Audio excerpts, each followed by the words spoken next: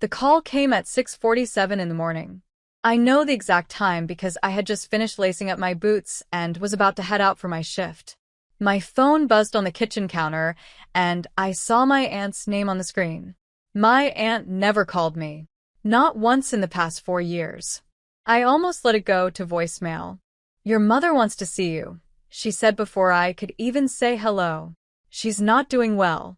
I stood there in my kitchen in Petawawa, holding the phone, watching the frost on the window catch the early light. I didn't say anything for a long moment.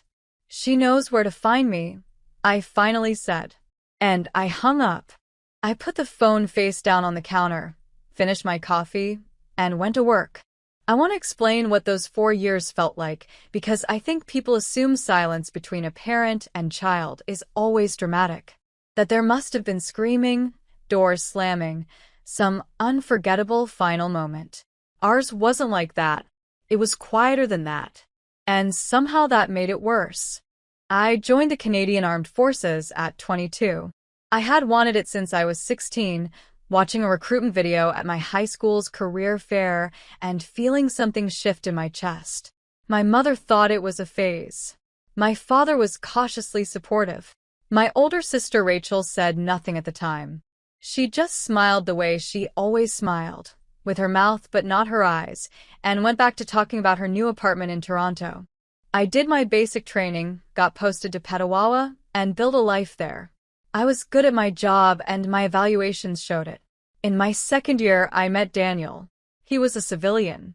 We met at a grocery store when we both reached for the last bag of wild rice on the shelf at the same time. He laughed first. We stood in that aisle for 40 minutes talking, and by the time I got home, I had his number and something warm and uncertain in my stomach. We dated for a year and a half before he proposed.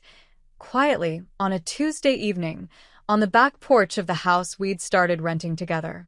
I said yes before he finished the question. I called my mother that night. She didn't congratulate me. She said, "Oh." And then she was quiet for a moment. And then she said she had to go because Rachel was coming over for dinner. That was the whole conversation. Less than 2 minutes. 3 weeks later, my father called on his own, which he almost never did, and said carefully that he'd heard I was getting married. "I told Mom 3 weeks ago," I said. "She mentioned it," he said. And then he paused. "Rachel said you've been having a hard time in the forces." I felt something go still in me. Rachel had apparently told him that I was struggling, that I wasn't sure the military was for me anymore, that I had mentioned to her, in a conversation I had absolutely no memory of, that I was thinking about leaving. I had never said that. Not once. "Dad," I said. I have no idea where that came from. I never said anything like that to Rachel. He said he was sure it was just a misunderstanding. He said these things get mixed up. He said Rachel was only worried about me. I thought about pushing harder. I thought about asking him to get Rachel on the phone so I could stand there and tell her in front of him that she was lying. But I knew how that conversation would go. Rachel would be calm and puzzled and say she must have misunderstood, and my father would try to smooth it over, and my mother would find a way to make me the difficult one. So I didn't push. That was my mistake, probably. But I also think there is only so many times you can fight to be believed by the people who are supposed to know you best before you start to wonder what the point is. Things deteriorated slowly after that. My mother stopped asking about Daniel. My father asked about things in general, but never about the wedding. Rachel had developed an air of mild concern that I found unbearable. This performance of a worried sister, as though I were a problem to be managed rather than a person with a life she couldn't control. In March, 2 years after my engagement call, my father told me that my mother had mentioned, in a tired, resigned way, like she'd already accepted it, that she didn't think I was in the military anymore. She thought I had left, that I had been going through a difficult period and had quietly separated from the forces and was too embarrassed to say so. Rachel had told her this. My mother had accepted it completely. She told my aunt. She told people at her church. She had been telling people for months. And my father, who knew me, who spoke to me every few weeks, who had heard me mention my unit and my schedule and my work, had not corrected her. I didn't want to cause conflict, he said. I didn't yell. I was very calm. I said I didn't know what to do with that. And I got off the phone. So I stopped. I let the calls get less frequent. I stopped volunteering information. I stopped trying to correct the story because the story had already been told to everyone who mattered to them. Correcting it now would require my mother to admit she was wrong, Rachel to admit she was lying, and my father to admit he had chosen the easier thing over the true thing. None of that was going to happen. So, I lived my life. Daniel and I got married in September at a small inn outside of Almonte. 31 people, my closest friend from the base as my maid of honor, Daniel's mother crying through the entire ceremony in the most generous way. It was one of the best days of my life. My family was not there. I sent them photos afterward. My father responded that it looked beautiful. My mother didn't respond at all. Rachel sent a string of heart emojis. The following year, I was promoted. My commanding officer told me I had a strong future if I wanted it. Standing in that room in my uniform, I thought about the version of myself at 16 watching that recruitment video. I thought she would be pleased. I called my father. He said, "That's great," in the tone of someone who has been told something about a job they don't fully understand.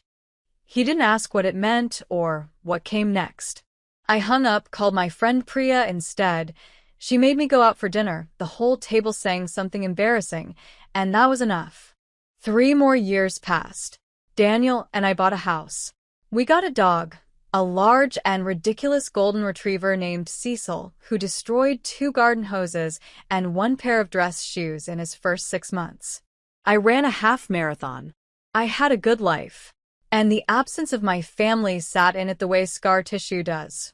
Always there, but no longer something that made me catch my breath every time I moved wrong. Then came October. My father called sounding more shaken than I had ever heard him.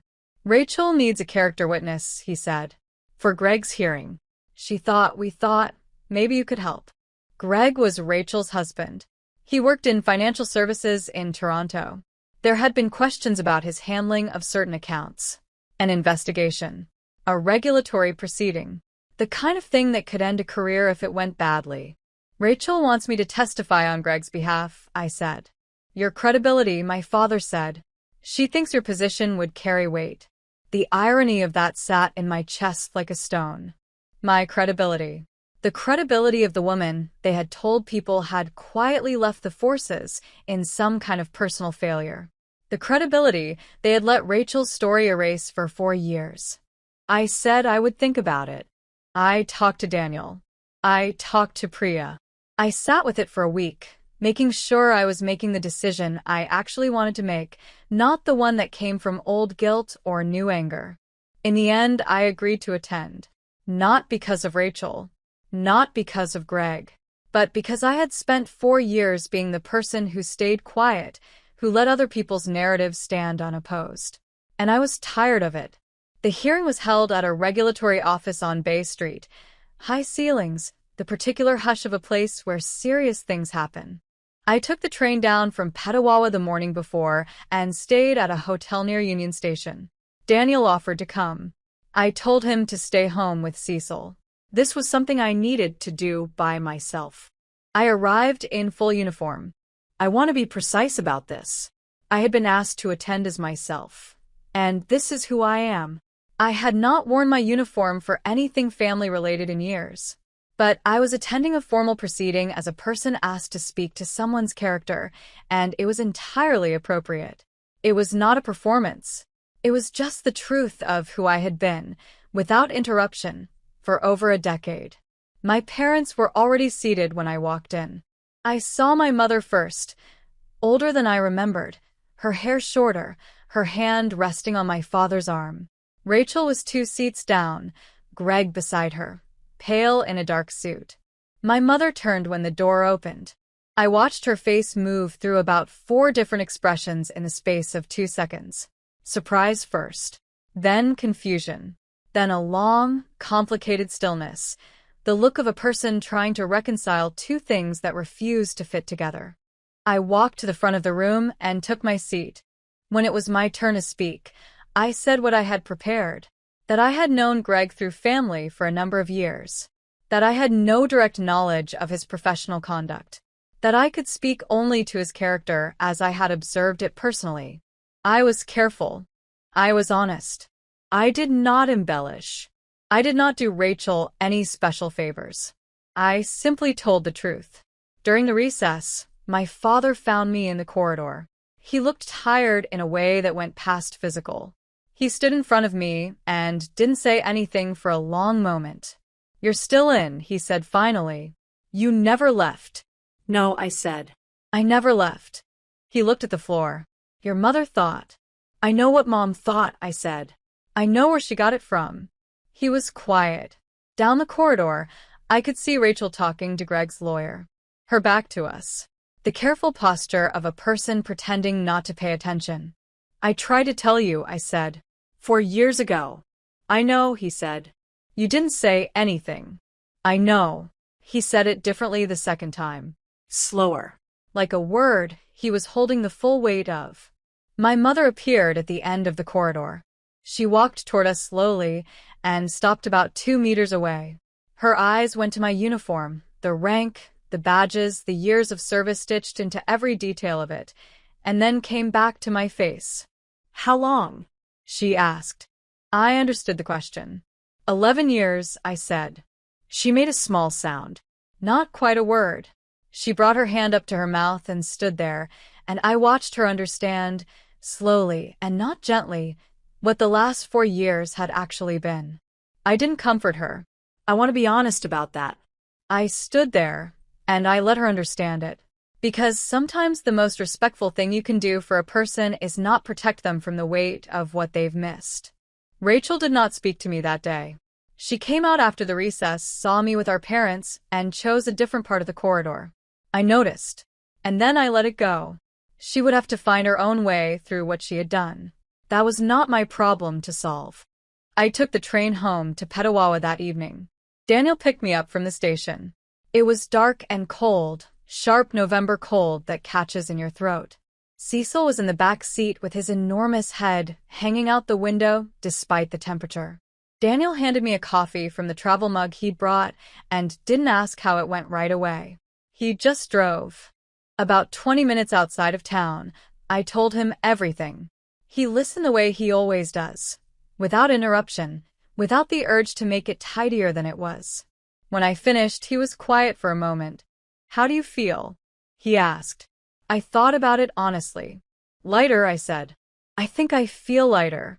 Cecil pushed his head through the gap between the seats and rested his chin on my knee. I scratched his ear. The dark highway unwound in front of us. And that was enough. My mother called me 6 days later.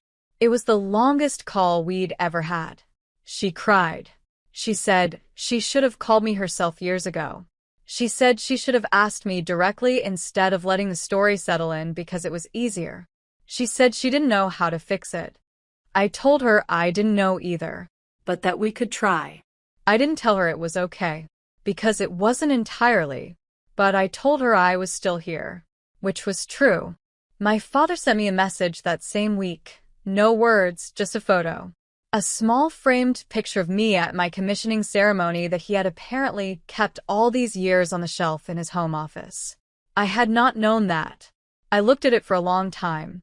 Rachel and I have not spoken since the hearing. That may change. It may not. I have made my peace with either possibility. What I know is this. I did not leave. I stayed. I wore my uniform when it was appropriate to wear it. I told the truth when I had the chance to tell it. And the rest took care of itself. It usually does if you can be patient enough. If you can be still enough. The name of this channel is Still Bearing. People sometimes ask me what that means. That's what it means.